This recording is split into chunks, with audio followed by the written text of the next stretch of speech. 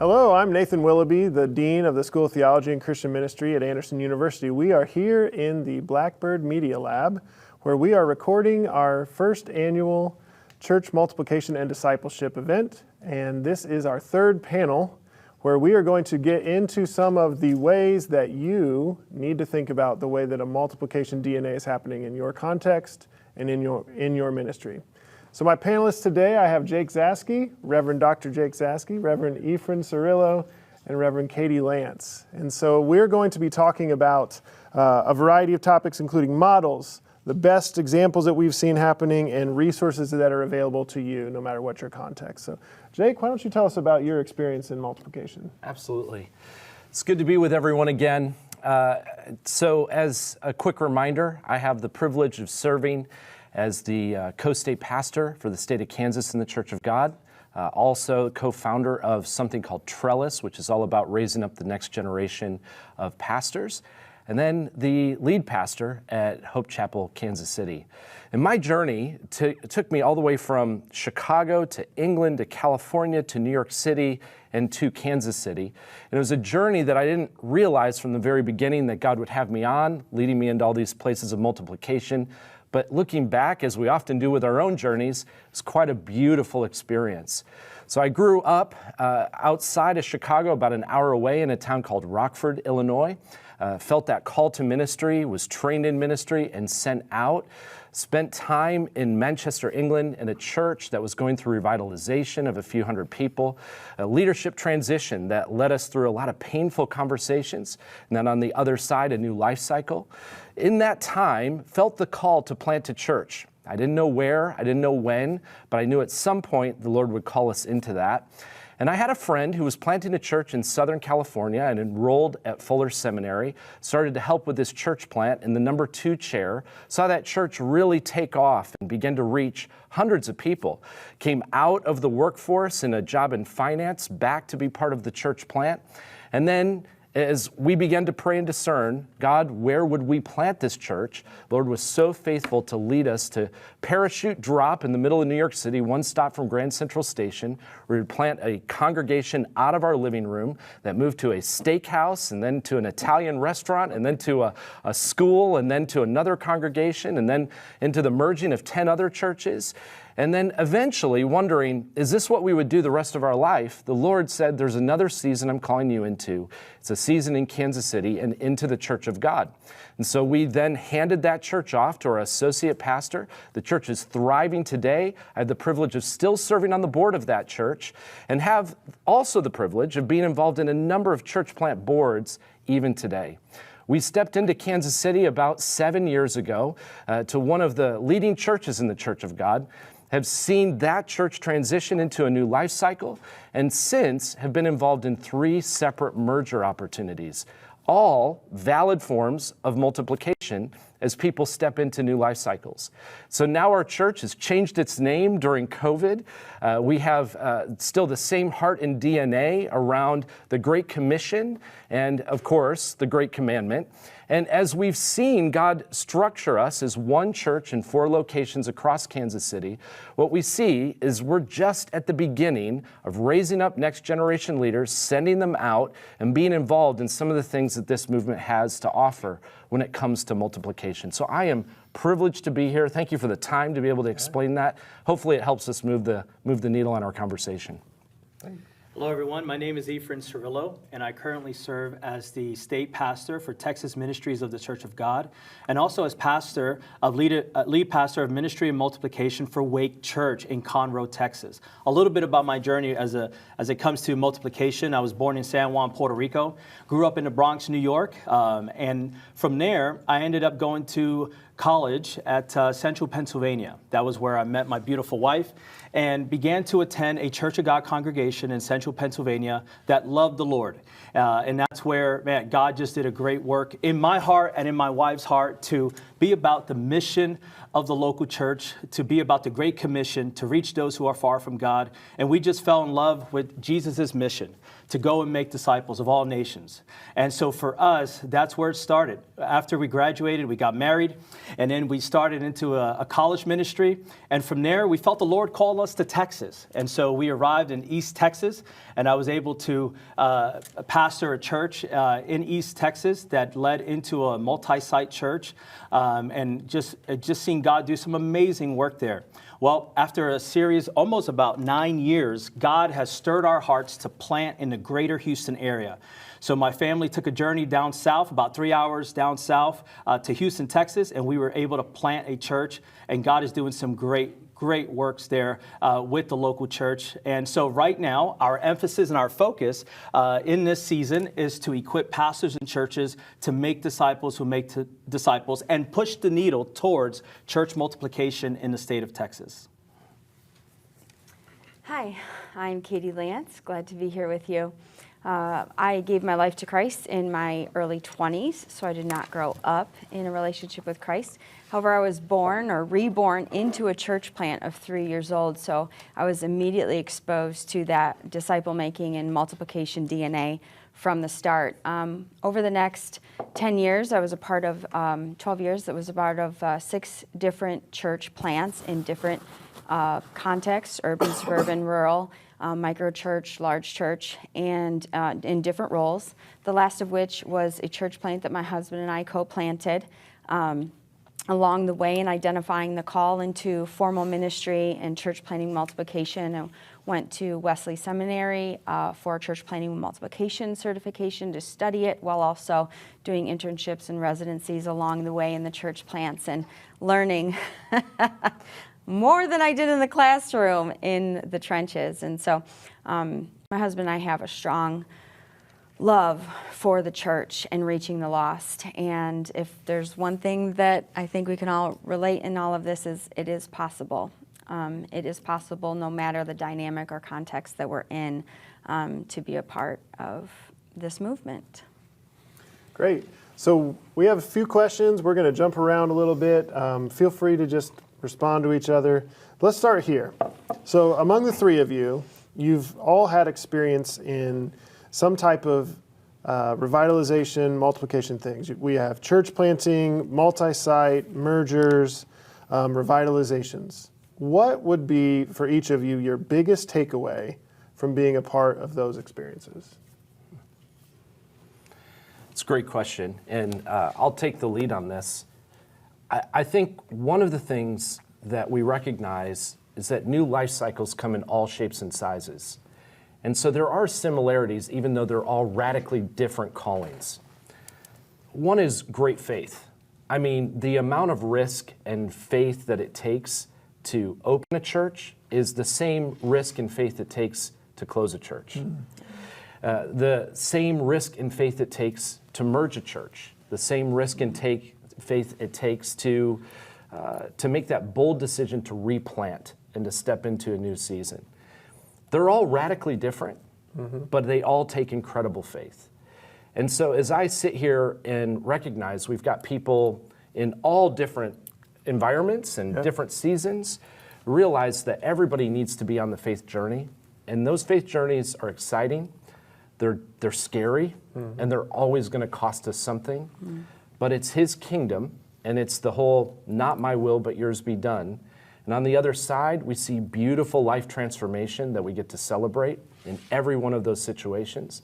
And I think if we can be about one thing, it's about asking ourselves the question, what is the next faith step? Perhaps the question we ask on a Sunday morning, even off the platform, but beginning to personalize that, even as we have many leaders in this room, that are going to have to make some of those bold decisions, not just once or twice, but maybe several times throughout their ministry journey. Yeah. Efrain. Yeah. No, that's great. You know, early on in our multiplication journey, there was this quote that really just stood out to me. Your greatest contribution to the kingdom of God may not be something you do, but someone you raise. In order to multiply effectively, plant churches, or even do multi-site, we have to always look at our pipeline in our church. I'm a firm believer that God has placed leaders in our congregations.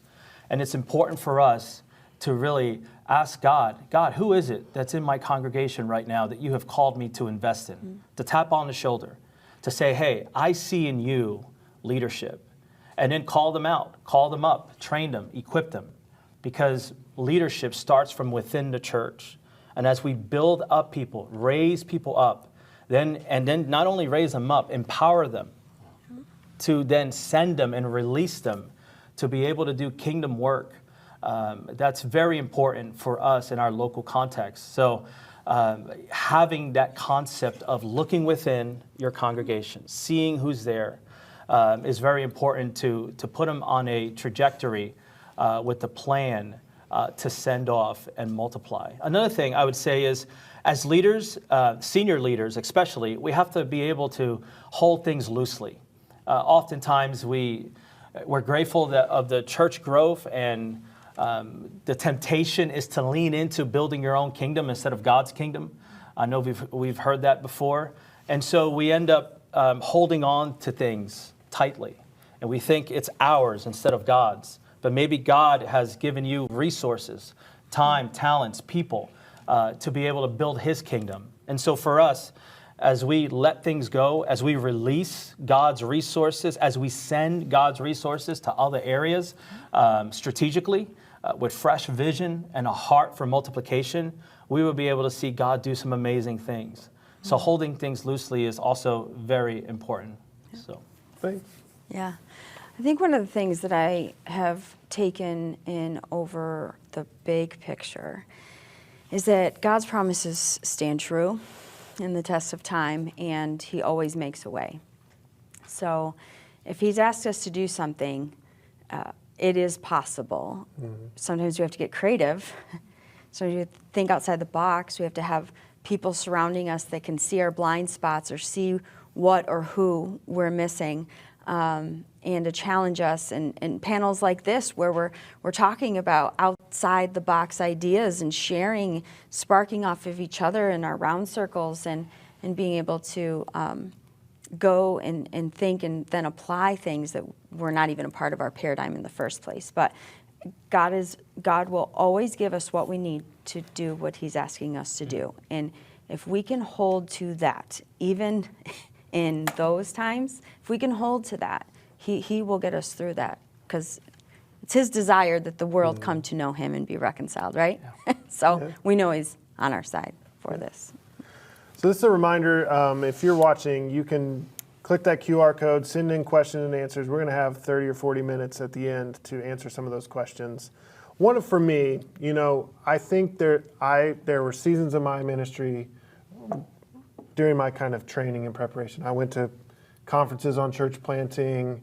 I ended up deciding that my gifts and calling wasn't exactly planting, but there was a very real sense that I was seeking for the place where I was, to not stay stagnant, to not be just what it had been, but to look for the opportunities. And we partnered with different congregations. The congregation I pastored had attempted a Spanish service, and that didn't work, but they didn't give up. Like, we kept trying different things. One of the things I think is really important is to hear just some nuts and bolts, because we got people in all kinds of different contexts. What are the variety of models, right? There are multiple models. So what are some of the models that you've seen work? What are some of the strengths and weaknesses of certain models, so that people can start to kind of catch a glimpse of, oh, I didn't think I could do that, but this I could see happening. So I don't know, what are some models that work? Yeah, I'll start off. I mean, I think for us, one of the things that we realized early in our church planting journey is that we needed to collaborate with other networks that have success in planting. And so for us, we partnered with Stadia Church Planting Network. And so they have a variety of different resources available. So for them, they had assessments that we went through, project managers as well. They have a discovery process where, early on pastors could go through, or leaders, and see if they qualify or there's a lack of a better term, would be successful in planting a church. There's certain attributes that they look for. And so as we were doing that, we learned early on that kingdom collaboration is key. I mean, they even provided like a bookkeeper, right, early on to get things started. So there's different models. I mean, you have a launch large model where you're preparing a year ahead or 6 months ahead, 7 months ahead, where you're doing outreaches into the community to begin to gain awareness, build a team, develop a team, and then to launch the church. And then on top of that, you have fundraising, right? You can't really plant a church without funds. So part of the church planting journey is learning how to fundraise and getting equipped in that. And so, so there is that model. There's models where you just start off with small groups in your house, smaller contexts, where you're just developing leaders and having small groups. Starting from there, get to a certain number of groups, and then you could go into your Sunday gathering. And then along with that, you have a hybrid of both, which we did. It was a hybrid of both. As you're preparing for the Sunday morning experience, you're also making disciples underground and developing leaders before you launch. So I hope that answers your question on models. But there's also different ways where churches can be a part of multiplication. So I'll just leave that there. What are some ways that you've seen churches, so let's say in the Wesleyan Church, what are some of the ways that you're leading folks for a random congregation, pick a state you want, and say, well, we don't have a church planter among us, but we believe that churches should expand, or we don't have this calling, but we have a person. What are some of the ways that churches can get connected regardless of the specifics of that kind of call? So I've neglected to say I'm a part of the Wesleyan Church. I serve as Director of Discipleship, and I work closely with Amy and Jesse Pratt, who are Directors of Multiplication, and so we share this movement process. But in the Wesleyan Church, we're after all models. All models, all people will reach all people everywhere. So house church, micro church, pioneering projects or fresh expressions, coffee house models, taco truck we have, like where are the people, what's your call, how are we going to get to them? Dinner church models, marketplace multipliers, being the church in your workplace and in the marketplace intentionally. Dirt roads networks for rural church planting, where multiple churches will come together, small budget, small congregation, and the power that can come from the collaboration. And so coming out of those things and looking, we are intentionally celebrating sending churches. People and pastors who are willing to let go of 10, 20% of their congregation and their tithes and resources, right? And the relationships to be sent to begin a new expression of the gospel in a new context to reach new people. Certain churches may not have the people to be sent, but maybe they will have resources to. I know multiple churches who have 10% of their budget off the top invested in church multiplication. So if they're not going to be able to be sending in this season, then what is a church plant starting or a fresh expression that we can help support in that way? Prayer, sending teams, committing to a church plant in the area who you'll say, hey, we're going to help staff or with your financial budget, we're going to help staff your children's ministry, or how can we serve? You need walls painted. What do you need? You got us for 6 months, or you got us for a year. And really helping church plants and expressions to start off healthy and supported, and let alone what that's like knowing that you're not in this endeavor alone, right? So there's many different ways.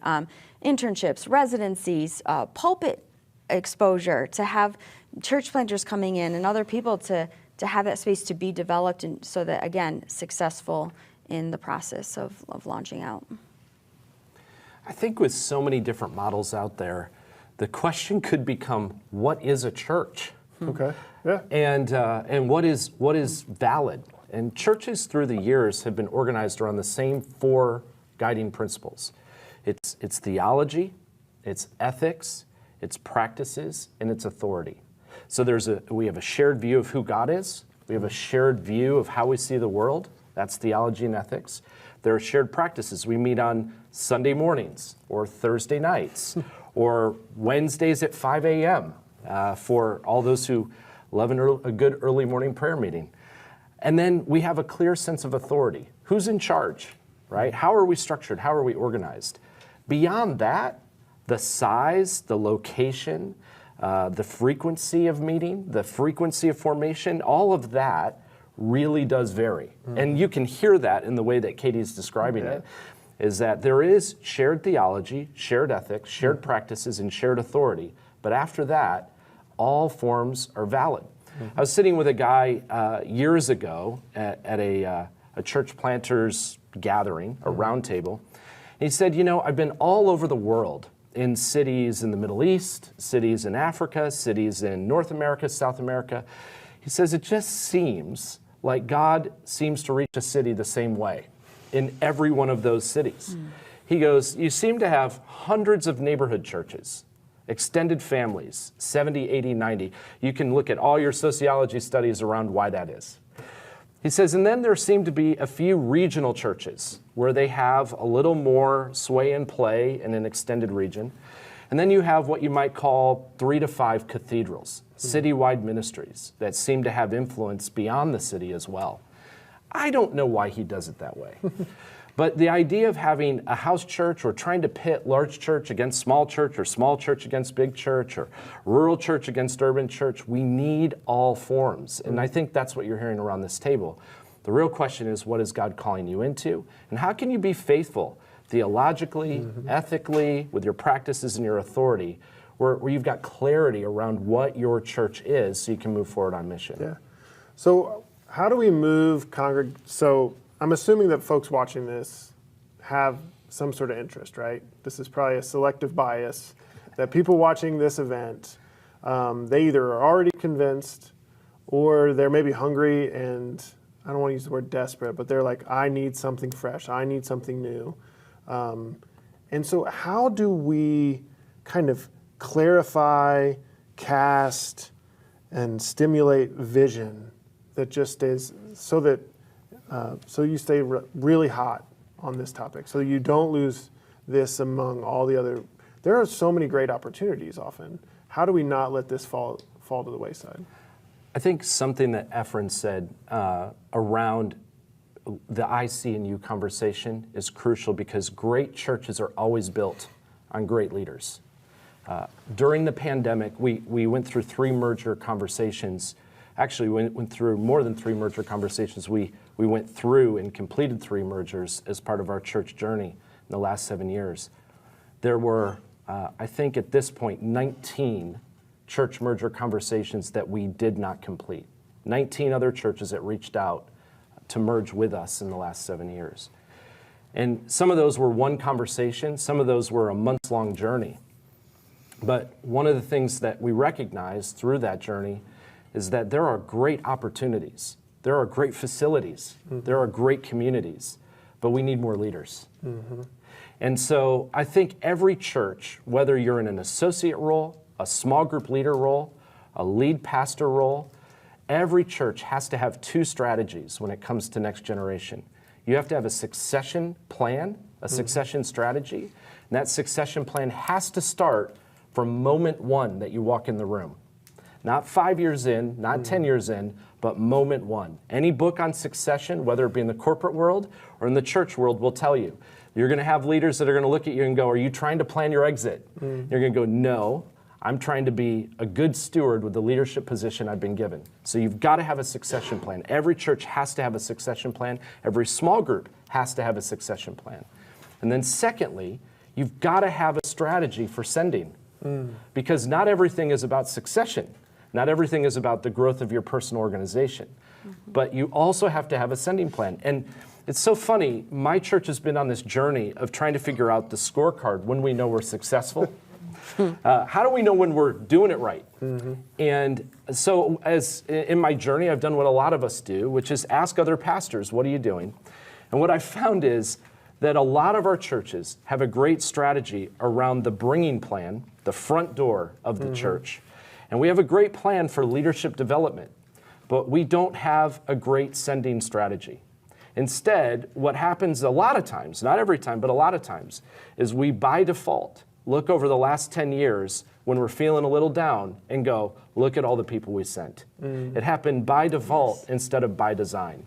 And so I'd love for every church, every leader, every small group leader, anybody who is a disciple maker, making disciples who make disciples, as Efrain so eloquently put it, I'd love everybody to walk away going, I know my succession plan, and I know my sending plan. And it's an intentional plan, not by default, but by design, which means it's going to take thought, prayer, dialogue, discussion. And then that may even be the discussion that people step into. But it is absolutely crucial to the multiplication conversation because great churches are built on great leaders. So I think there's a way that sending plans can be linked to this idea of models, right? Because sending plans aren't just church planting. So what are some examples of sending plans that have worked? So you clearly have a sending plan. We've had a couple, yes. But I don't want to dominate either. Just give one example and let's see some examples. You know, like you even have some churches, like for instance, when we planted, we had about 4 or 5 different partnering churches that came alongside us. And they committed for 6 weeks that they were going to open up their congregation to see who would be interested in being a part of the first 6 weeks at our church. We call them like rocket boosters, right? So we'll send leaders, volunteers, we'll send also, greeters at the door.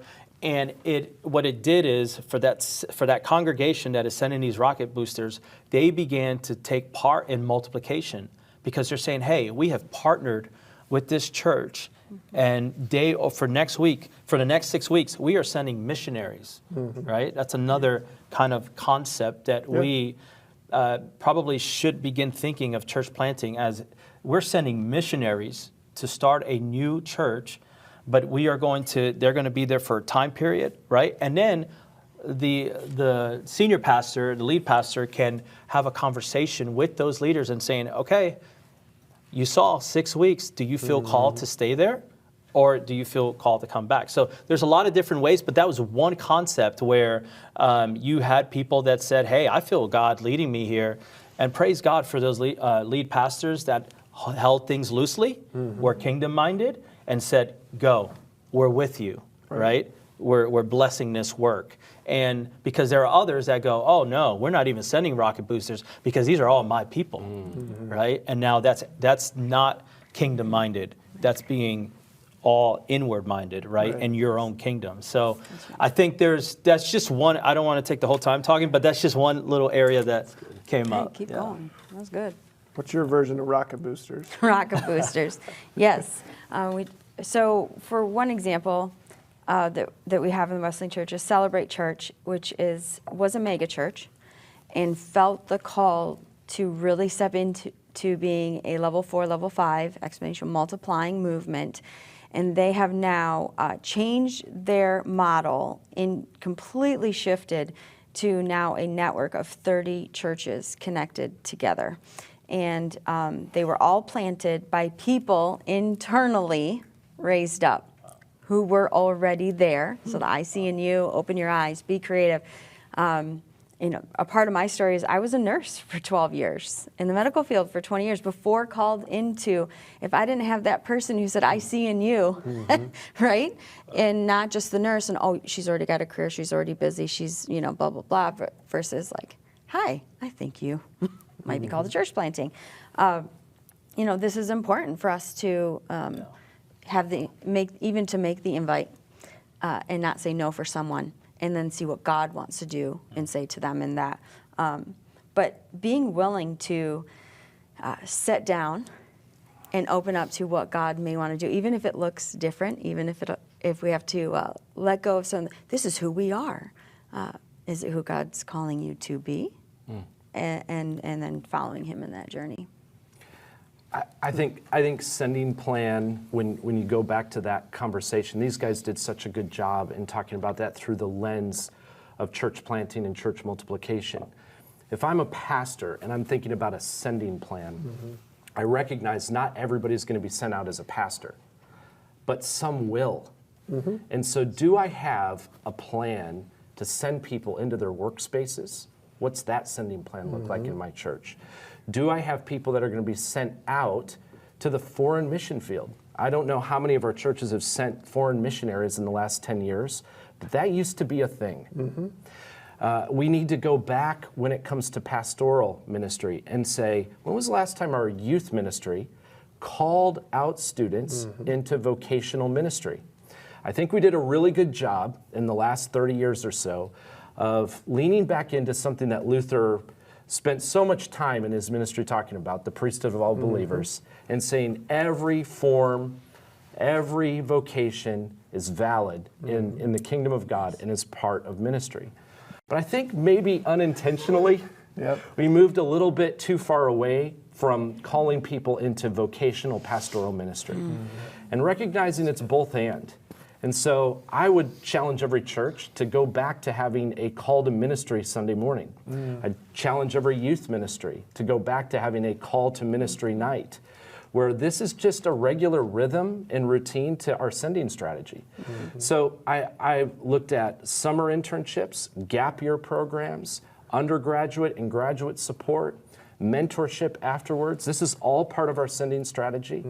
And so I'd love for us to think broadly about the subject, because it is a broad topic. Just like there are 100 ways to reach people, there are 100 ways to send people.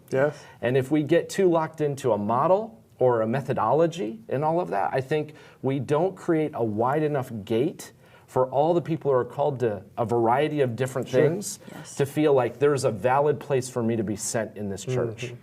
We unintentionally start to pigeonhole people and say, if you are this, then you will be celebrated. And if you're not that, then we just don't have a plan for you. And so we want to celebrate all people and all their callings and make sure that our sending strategy is robust. And that's just going to take time for a lot of people who haven't thought about it for a while. Yeah, when we have a pendulum swing, you kind of move away from some of this like real focus on, oh, yeah, God's calling these people too. I'm interested to hear ways that I just think in a lot of our churches right now, second career kind of calling out. I mean, you talk about some experience in finance, you talk about experience as a nurse. Like there are ways in which I see, at least at the seminary, a lot of our students are kind of in that realm, right? The statistics are there, aren't they? They're there. Yes.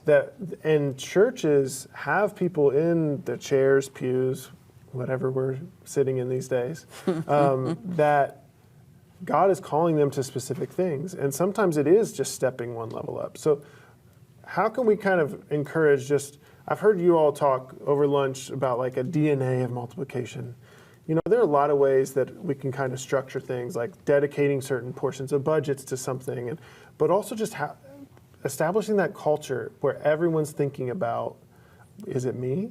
Yeah, and Nathan, the reality is all the statistics tell us that the vast majority of churches and church leaders that are tuning in today are not in congregations that are actively thinking about multiplication. You can look at Lifeway, you can look at Exponential, you can look at a lot of denominational work.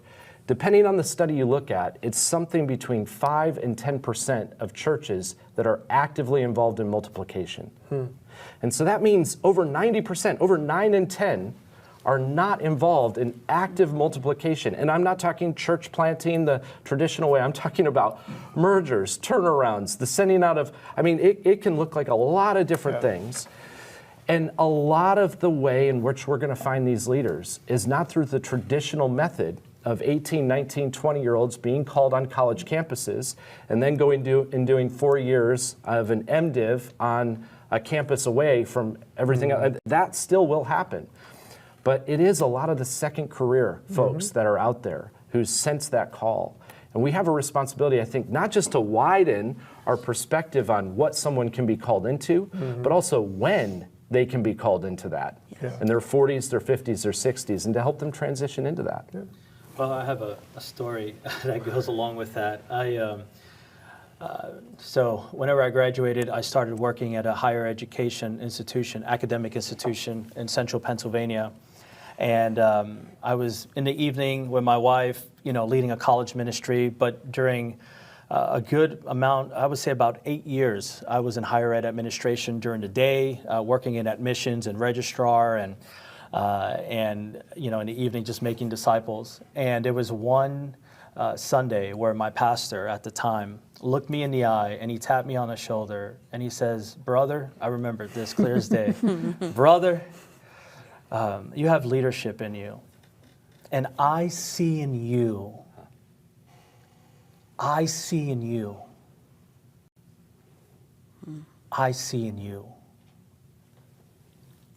leadership in the kingdom." And it was that moment that God catapulted me into ministry. Mm-hmm. If it wasn't for my pastor in the local church in central Pennsylvania, in the middle of amazing, beautiful Pennsylvania. I love Pennsylvania, beautiful, in the middle of just God's country. I call it God's country. We're right there. And one Sunday, I'm there with my wife, not thinking anything, just worshiping God. But he took a moment out of his time and pulled me aside, and he says, "I see in you." And he took me under his wing, discipled me, and we began to go on a journey together. And it was through that God really opened up the doors for continued ministry. Now, maybe you're a pastor right now and you're thinking, "Man, what are some practical things that I can do currently right now?" And we talk about some of this DNA. We have a DNA at our church, I'm sorry. But we talk about some of this multiplication DNA. Like, it could start simple, pray. It starts with prayer. If you don't have a multiplication plan or a sending plan, "God, would you break my heart for the things that break your heart?" Because the number one way to reach people who are far from God is through planting churches. So what are we doing on our end? Simple questions. Are we discipling people in our churches? I'm talking about one-on-one. Maybe it's 3 people that you'll get and you'll meet for coffee and go through the book, some sort of, the book of the Bible. Maybe it's training your small groups, and you're looking at your leaders and you're saying, "Hey, there's leaders in your group right now. I need you to actively be asking God the question, who do we have in our group that can be that next leader that we could invest in and equip so that we could send them to start another group?" Maybe it's having commissioning Sundays. Whenever you launch a new small group ministry or a new small group, then you bring them all up front and you pray a prayer of dedication and commissioning and saying, "We are launching these small groups into these communities to reach the kingdom," and getting our churches to begin thinking about the Great Commission, but also practically. Those are just a few things that we could, begin to just pray and ask God, what are some things? And so I know this is not a how-to time, but these are just some little things that we can do to begin to just start moving the needle. Because you're not hopeless. There is hope. Mm-hmm. God has placed you where you're at for such a time as this, at this moment, to make a difference, to move the needle, because the kingdom of God is at hand, and we must be intentional. What doesn't come naturally, we must be intentional in. Yes. So, yes, encouraged with that. So good. I want to challenge, in line with both of these things, challenge our leaders and challenge the leaders of the pastors, so your state, our district superintendents, those types of things, to look at co-vocational as plan A, not plan B. Yes. Because when we, especially in the multiplication world, it will set you up for a freedom and empowerment, not only for what the church is able to do, but the overlay of relationships where evangelism and disciple making take place live time with people before they cross the line of faith, because of that presence in the workplace, in the marketplace. Another thing, Jake, that you brought up was multi-generational. So when we're opening our eyes, it comes naturally for us to identify and raise up people who look like us, sound like us, and are in the same season of life as us. We have to force ourselves to get outside that box and look and find and see, even if it requires us bringing a team together to say, "Hey, who are we missing here? Right. Who are we praying in?" So that we can be asking people to, "Hey, come follow me," who look different from us. Santis Beatty is the director of our Next Gen for the Wesleyan Church. They had We had our International Youth Conference, Follow the Call. 4,500 leaders and students, middle school, high school, and young adult attended this conference. 500 students committed to either vocational ministry or co-vocational marketplace ministry, which is huge to cast that vision and then see that response. But it didn't stop there. Now there's calling labs. They're pairing every one of these students with a mentor that's going to help them walk the journey and identify the call and live that out and get connected, so that it just doesn't drop off as a really great mountaintop high at this conference in December. But what does it look like to empower and commission our students in 5th grade and begin equipping them then instead of 35? Now the 35's bad. We have an 80-year-old planting a church at the Wesleyan Church right now. I'm just like, great day for a church plant. Keep on going, right? Like, but what if we really shifted our paradigm to even an event like this? Okay, what middle school, high school are you bringing along with you? Yeah. The next church planting conference you go to, what young adults are you bringing with you? You know, and so yes, we have to broaden if we want to see a movement. What are some more examples of like the best work across the movement, across Church of God, across the Wesleyan Church, outside the Church of God, outside the Wesleyan Church, where you've seen, look, that group of people's doing it, that woman is doing it, that woman is calling people out, that guy is calling people out, and that place is spinning out pods of kingdom activity. I think there's a lot of great examples out there, and I just think to piggyback off of what Katie was saying, what I'm hoping people catch through this conversation is that maybe the lens to look at is a little broader than they once thought. Yeah. Because there are a number of pastors I've talked to that have just said, you know, Jake, multiplication it's not for us. I'm in a context where I feel like I have a lot of people in the third of life, and I don't see it possible in our church budget, and I don't see it possible in a lot of different ways. I see others who go, we've tried this church planting thing, and it hasn't worked, almost as though they forgot every one of our current churches was at one point planted, and that's just, every church has a life cycle. And so I would hope that we would remember the parable of Matthew 13 applies to the planting of the gospel. And while we are required to sow the seeds, the results are going to vary. And sometimes it lands on a path, but this is not something to try. This is a mandate to follow. And so our responsibility isn't to try and dictate. It has to look like this, it has to look like that, but rather to move us onto mission.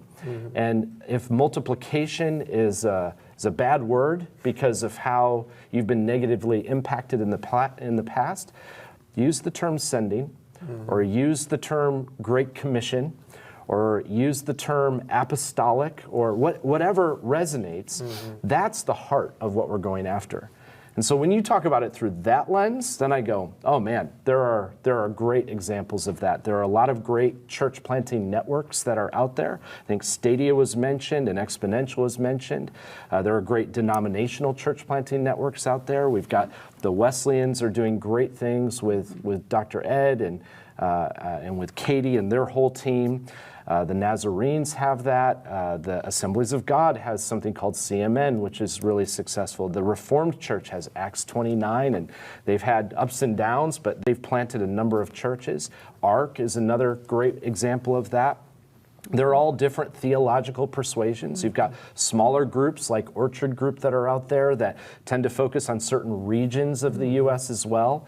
And then beyond the denominational, beyond the multi-denominational, you have other groups like the Tampa Underground and the Casey Underground that are doing micro-church movements. You have ways in which people are getting into communities. You have things happening in Europe and with HTB and Revitalize Trust that are doing great things across Western Europe. You've got things going on in Africa and different seminaries that are sending and different agencies that have gone out. And so I don't think, and this is the whole point, I don't think getting locked in is the issue. I think the issue is, why aren't we all involved? Sure.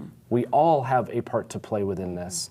It's everybody's participating, and finding a meaningful way for you and celebrating with a group, I think is easily done for all of us when we take some of the limitations off.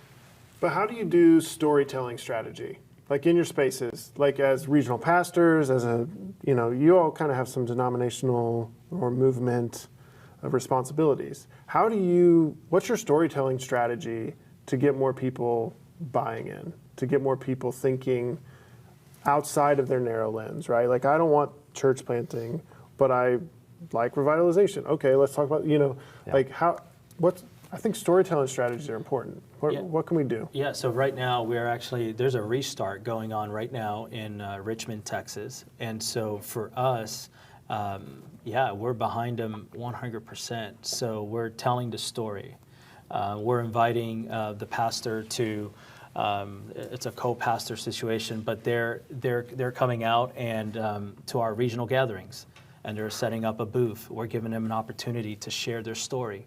And then also we tell them about like the need for this, and just share the history of the church, where it's been, what it's going through now, and what it's going to be doing. And then showing the big why, and then give people an opportunity of partnership. Hey, this is an opportunity for your church to be a part of this. So that kind of, so that's just an example of storytelling. And then, we continue to share those who are being raised up and coached up to plant as well. So sharing the story is very important. You have to develop language too that goes along with it. Yes. Language that it's not dividing, but adding to the multiplication piece, because right away, probably some of the negativity that comes with multiplication is immediately people think you're taking something away, or there's division. Yes. They use those kind of terms instead of, hey, no, we're kingdom minded. We're sending for the kingdom to see God do an amazing work. So it's just developing language that goes along with the storytelling is key, because words are important. Yes. I mean, I think about the word sending. Probably lands better in older churches that can remember how many people they've sent. I mean, when I pastored this church, we celebrated 100 years. That was many years ago. But they would talk about the people that they had sent. Yeah. They probably were more comfortable talking about sending. And so I think that's what I'm talking about, this storytelling, right? Well, there are ways for us to talk about things that are growing. Talk about the kingdom growing, and helping people understand by me emphasizing revitalization or multiplication, planting, sending. I'm not saying what you're doing doesn't matter, but that you have a role to play in this broader thing. Yes. So let's talk about some of the kingdom collaborations that are out there. What are ways to collaborate across various lines? You seem to be collaborating in ways, and apparently also turning down some people. But how does collaboration work? Because I'm assuming, honestly, you see there's a barrier to collaboration in those cases. Absolutely. And so there's like discernment in what can collaborate, what can't collaborate. What are the options out there? There are a lot of options, but I think the question around barriers is so situational, and that I think we may need 3 days of playing all that out. And so it would be almost unhelpful to start going down the line and then stopping. But I will say that when it comes to this conversation around how to storytell, most of the best storytelling moments are in the one-on-one, not off the stage. And it's because it is situational. And because if I get on stage and I share about a method or a system, everybody unintentionally believes that's what I need to do in order to be successful. And that's just not true. I've been in too many different contexts, both as a pastor, as a board member, as a coach, as a prayer supporter, all those different things, to know that what may work in one season may not work in the other. As My wife was has her master's in counseling. She said, I was sitting in a class one time listening to my professor, and she said, I just want to remind you that the one thing that'll keep you alive in one season is the very thing that'll kill you in the next. So if you wear a winter coat in July, you might die. But if you don't wear a winter coat in December, you may die. And so that situational piece is so crucial.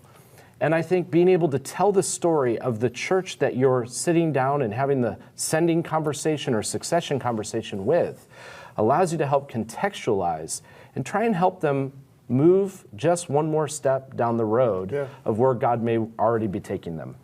And so that's what we're trying to do with the storytelling. As far as the collaboration, I think it starts there in the one-on-one over coffee. I don't think we can move to denominations or to networks or to anything else before we're engaging on a local level. And I know that our region offers that where I am. I know Efrain's region offers that. I know the Wesleyans offer that as well. And so I would reach out, if you're already part of the Church of God or the Wesleyan, to your region. If there's no regional pastor, reach out to an adjacent region. I'm pretty sure you'll get connected pretty fast. Indiana had a meetup yesterday, and they're having one tomorrow. Absolutely, which is phenomenal. Church at the Crossing. And so there are those systems within the networks and the places where we're ordained that we're already able to find some support.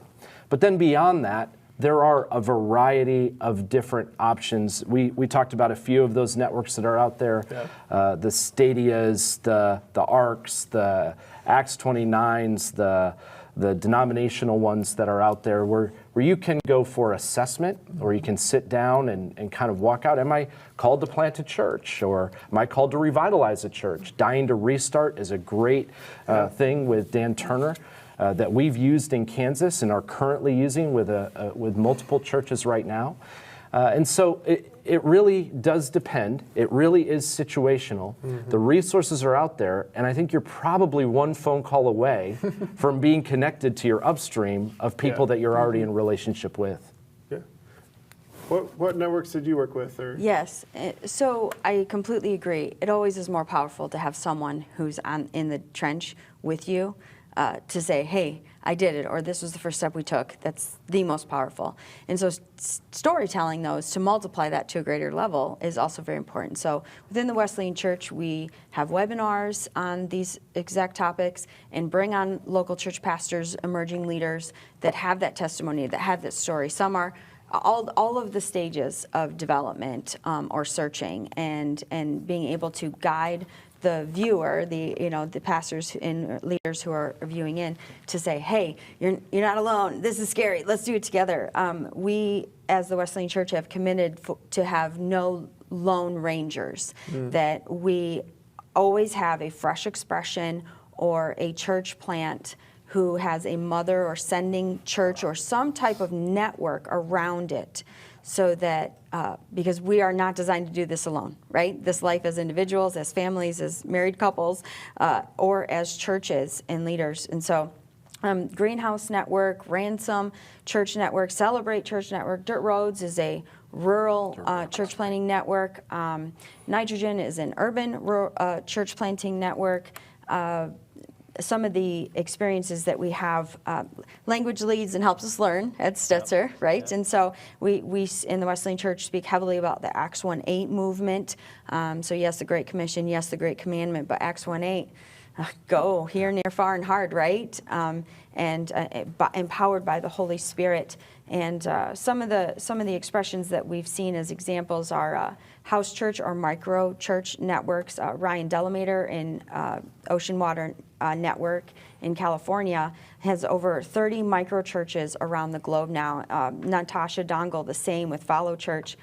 We have pioneering expressions, fresh expressions. John West is doing a pioneering training center in an effort to train up leaders, and I was blessed to be able to be one of the coaches in this training. And what we'd see was we're helping people say their next yes, and then we took next steps. And just like the network with, we need to have assessment centers, training, coaching, funding, residencies, availability for that. But we have two main trainings and assessments for them. We have the conventional congregational style assessment, church planning assessment, and then for the fresh expressions or the alternative assessment approaches, we have a wiring assessment that really looks at how are you wired, what are your strengths, what are your challenges, who are you called to, and how can we come around you and empower you to do that well. So dinner church models, the Big Table in Kansas City has 6 dinner churches networked together. Marketplace multipliers, we have chapters all over the nation in the Wesleyan Church that are empowering local churches and the people in the community to be the feet and hands of Jesus and the gospel movement and the Acts 1:8 vision in their workplaces. That's great. I actually had an experience in my church planting experience where 2 networks collaborated, which was great. Stadia Church Planting Network and Houston Church Planting Network. And so Houston Church Planting Network has a residency where it's a year-long residency where you're going through, and that's where we're seeing a lot of success stories through residencies, right? And so when I moved to Houston, I needed to understand the context of planting in Houston. So as I partnered with Stadia and Texas Ministries, what Stadia did is they provided assessments, project management, also along the lines of fundraising, coaching, and all that. So I was getting the coaching and the day-to-day operations handled on that end during the pre-launch phase. But then I was able to get the cultural context, the ministry context in Houston through HCPN. So, we would meet with different practitioners across the city. We would meet other planters that have planted before in that area. And so there was just this amazing collaboration between 2 networks that produce fruit and are just, they work well together. And so I benefited from that. And so it was great. So there are networks out there that can help you and get on the right track. And just like Jake said, connect with your regions. They'll be able to provide you with more resources, and I'm sure there's some sort of multiplication cohorts and different things that they're offering to be able to help you move the needle in multiplication. That's right. And I think you're getting at this importance of coaching, right? This importance of, because coaches help you find the right timing, coaches help you find the pitfalls. And I even think there's this sense of if we get some small steps, right? Coaches can help us take bigger steps and then take bigger steps and take bigger steps. And understand that each of us has different giftings and callings and can also step into the wrong thing, right? But that because you don't have the calling to be a church planter doesn't mean you don't have a calling to help make disciples and be a sender and be someone who is nurturing up someone with those gifts to go do that. Not everyone's going to be awesome at fundraising, but they might be good at some other things. And so there are just so many different. I know as our steering committee was talking about what do we mean by varieties of multiplication? It really is this sense that our vision and imagination needs to be broadened, but that we're not doing all that God has called us to if we're just content with where we are. That there's always this sense that the gospel is supposed to be attractional. It's supposed to be, maybe it's an invasive weed, I don't know. That's what we talked about in panel 2. So I want to think about, we've got 20 more minutes before we go to some questions. Let's just get nuts and bolts. National, state opportunities that are around. Somebody wants to take a first step. What are you going to tell them is their first step? Yeah, so in terms of, if somebody wants to take a first step, okay, well, I would encourage them to connect with their regions. Their regions, are prepared to help them take a next step towards multiplication. Different regions partner with different organizations and even networks as well. There's also the New Thing Network out in Chicago that Dave Ferguson and Exponential are I believe, heading up or they're a part of that. And so there's a lot of different ways of getting equipped and being part of that process. So the first thing I would say, prayer. Begin to pray, Lord, what would you have me do here? Secondly, look within your own congregation to see where your leaders are. Thirdly, connect with your regions and see what kind of training programs they have to help begin the process of that. Now, if you don't have a region or anything like that, then you could look also into networks in your context. Kansas City might have some network. Connect with Jake if you're in Kansas, right? But you just are proactive, looking for the right networks. But you definitely want to be, connected by your regional leader, so regional pastor. I echo that very much. Yes, I think it's great. Even before then, if you feel this call and you feel what you're hearing urging, I'd encourage you to write it down, circle it and date it, and then call someone that very moment so that it doesn't fall off, because the devil's going to come at you 1,000 different ways to Wednesday and overwhelm you, dismiss the thought, 1,000 things, right? And so let's get it out of our mouth so we can have accountability in taking those next steps forward. I think that the connections in the Church of God that you have, you mentioned those as they spanned out. We have those the same as districts or regions, and then with headquarters with multiplication and discipleship formally abroad. But I think the point is getting into the networks and always asking the question, who else do I need to talk to about this? And then that will continue to get you to the people who are the right fit for your context in that season. Absolutely.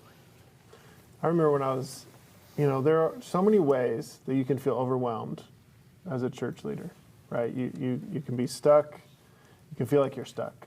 You can feel like you're not preaching well enough to get the people to come back a second time. You're like, oh gosh, how many people came and visited once and they didn't come back? Was it my preaching? Was it we can kind of become overwhelmed. But I'm thinking of this kind of moment in the midst of just utter tragedy in the Middle East. But I knew that our church had a missionary in Turkey. And I knew that we were very tangibly participating and trying to do something.